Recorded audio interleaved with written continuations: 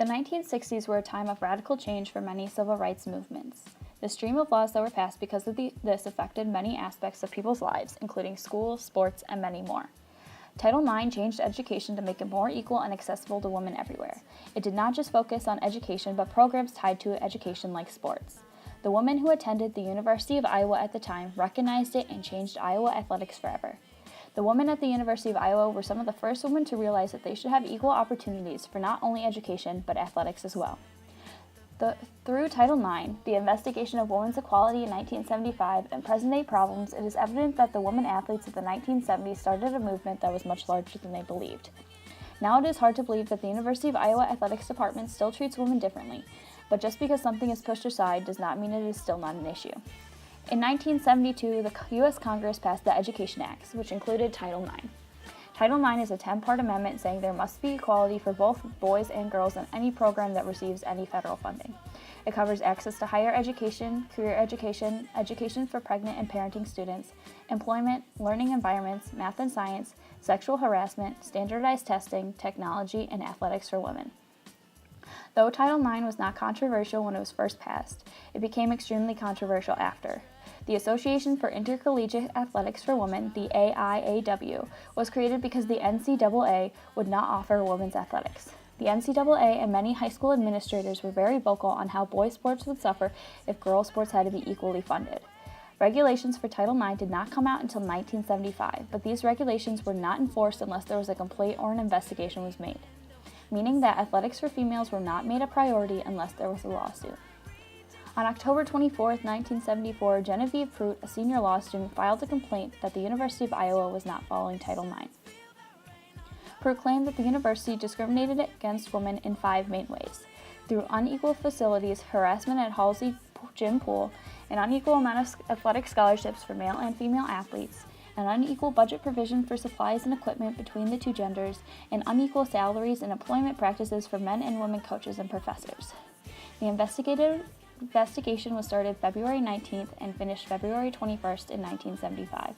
It was investigated by Jan Block, and the University of Iowa was found guilty of discrimination in 4 out of the 5 things Pruitt claimed. The facilities were inadequate. Halsey Gym was where the female sports and physical education classes were held, while the field house was where the men had their sports and physical education classes. Halsey Gym was poorly maintained and the rooms were as big as closets, while the field house had well-maintained areas and big spacious room for classes. The field house was obviously the better facility, and the University of Iowa was forced to move women's classes and sports to the field house. Harassment at Halsey Gym Pool was seen as non-discriminatory, since there was only one entrance point for the pool, which was through the women's locker room. Men could not use this pool. It was only segregated for that reason. Another reason this claim was dismissed was because if men had access to the pool, they would need to abide by the same regulations of wearing a certain kind of swimsuit and cap for their safety to protect them from the old drains as well. This then reinforced the first claim, since the fieldhouse pool was in better condition and special suits and caps were not required. The amount of athletic scholarships for males and females at the university was found to be discriminatory, and rightly so. Before the investigation, there were no D1 scholarships for women. In the 1975-76 school year, male athletes were awarded 205 scholarships, with an average amount given of $2,797. In the same school year, 27 scholarships were awarded to female athletes, each with the equivalent to in-state tuition cost of $682. The budget provisions of supplies and equipment was discriminatory. In the 1973-74 school year, men had 62.7% of the supplies for physical education budgeted, while women only had 37.3% of that same budget. In 1974-75, men got 65.9% of that budget, and females received 34.1% of that budget. In the 1975-76 school year, men got 66.1% and women 33.9%. For the 1973-1974 school year, men received 97.7% of the supplies for intercollegiate athletics budget, and women only 2.3%. In 1974-75, men received 97.8% of that budget, and women only 2.2%. And in 1975-1976, men got 78% of the budget, and women only 22%.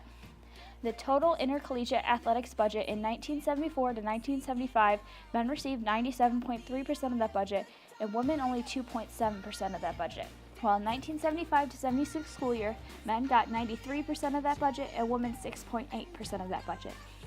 The numbers only show that the budget for female athletics had increased, but it was nowhere near equal the amount of money allotted for male athletics. The final aspect of the investigation was salaries and employment aspects. The investigation found that even though men and women's physical education departments were extremely similar, women's salaries were much lower. Women had less opportunities, encountered more difficulties while teaching, and taught heavier class schedules than their male counterparts. This was seen as discriminatory practice and was one of the aspects the university needed to change. This investigation led to many changes, including a separate athletics department for women and males, and this created more opportunities for women athletes at the University of Iowa. Between 1975 and present day, 12 women collegiate sports teams were made here at the university, including basketball, cross country, field hockey, golf, gymnastics, rowing, soccer, softball, swimming and diving, tennis, track and field, and volleyball. The university has 12 women's teams and only 10 men's teams. This is because the Equal Opportunity Clause of Title IX has been interpreted to equal amount of scholarships per school per gender. This usually means more women's sports teams because men's sports teams like football are allotted 85 scholarships a year by the NCAA. The women's team have brought a lot of success to Iowa as well. C. Vivian Stringer was a women basketball coach between 1983 and 1995, before becoming the head coach at Rutgers. She took on a 3-season losing team here at the university and brought 269 wins, 9 trips to the NCAA tournament, 6 Big Ten championships, and 1 Final Four appearance to the Iowa's women's basketball team. Another woman in Iowa sports history is Stacey Ann Arnold, who was the first University of Iowa golfer to qualify for the NCAA championships in 1990.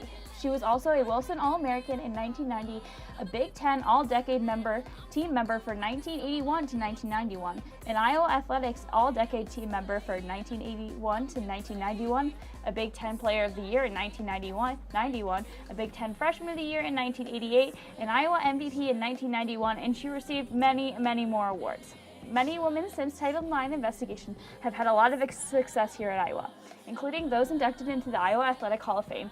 Christine H.B. Grant, the women's athletic director from 1973 to 2000, was inducted, as well as 3 basketball players, 5 cross-country runners, 7 field hockey players, 2 field hockey coaches, 1 golfer, 1 golf coach, 1 gymnast, 2 softball players, and 4 track and field runners. Even though the investigation in 1975 helped women get more opportunities in Iowa sports, there is still some discrimination and controversy. In 2000, the separate men and women's athletic departments merged, creating the athletic department Iowa has today. It was recommended that the number 1 and 2 positions in the department be held by a man and a woman. That year, Bob Blosby became the athletic director, and a year later, Jane Meyer became the senior associate athletic director, the number 2 position. In 2006, Blosby was replaced by Gary Barada, who is the current University of Iowa athletic director.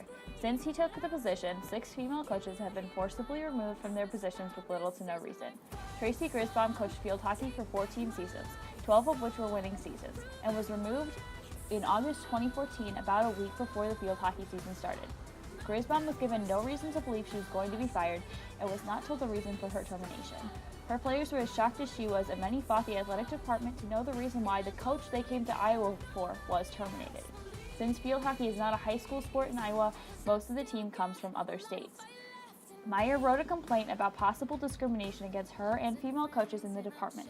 Since the firing of Grisbaum, Gene Taylor from North Dakota State was given the new position of Deputy Director of Athletics, and he received a higher salary than Meyer, the second in command. A day later, the athletic director put Meyer on administrative leave. She was then reassigned to the University of Iowa's College of Liberal Arts and Science as project manager and logistics strategist. Meyer was later fired and filed a civil rights complaint with the state of Iowa. Since then, many of the 6 female coaches who were fired have come forward and discussed the discrimination they felt the University of Iowa Athletic Department did, and all of which the university denied. The coaches claimed that they were expected to be motherly and could not be too strict or harsh. They said the university pushed female athletes to report any kind of possible mistreatment, while this is not the case for any of the male coaches. In 2011, 11 members of the University of Iowa football team were hospitalized because of illness caused by intense workouts. Head coach Kirk Ferentz just signed a contract extension for 10 years. Fran McCaffrey, the head male basketball coach, was told to cool it by the Big Ten after slamming a chair down during a game. Both coaches still have their jobs, but if it were a female coach who was in their shoes, their contract would be terminated and they would no longer be employed by the University of Iowa or any university. Once a female coach or a female working in the athletic department is fired, they do not get any other jobs from any other universities. The Meyer lawsuit opened in district courts on April 18, 2017, and there has not been a verdict yet. Title IX was a groundbreaking law that helped women receive equal opportunities in education and sports. Though Title IX lawsuit at the University of Iowa made athletics more accessible to women, it was not the end-all solution to gender discrimination. Genevieve Pruitt achieved what seemed to be impossible. She got the government to intervene and tell the University of Iowa that how they were treating women was unfair and needed to be changed. Jane Meyer is trying to achieve a similar result, except with female employees of the athletic department. No matter what the verdict is, the University of Iowa has some major issues to think about and discuss.